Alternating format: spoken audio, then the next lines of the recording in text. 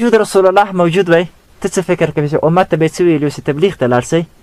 امت ته به څه ویلو؟ علماو ته به څه ویلو چې په مدرسو کې کښېنئ خپل تدریسونه کوئ؟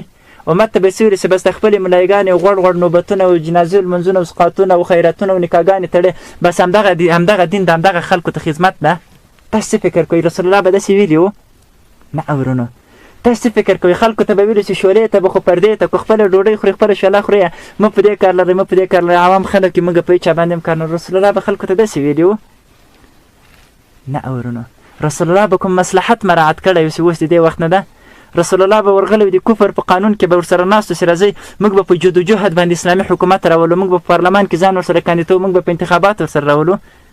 ورونو نه چې په هغه حالاتو کې رسول الله دغسې نه دی کړي چې هر څه یې کولی سوی چې ما درته ویلې چې نه امت ذلیل و نه اسلامي ځمکې غصبې نه اسلامي مقدسات غصب نه د ورځې په سلګونو په زرګونو مسلمانان هر چېرته کړېدل او شهیدانېدل او ټوک ټوک کېدل او نه دومره کفر په غلبه او په قوت او په زور کې و خو بیا هم رسول الله امت لپاره تاکید د جهاد کوو. صحابي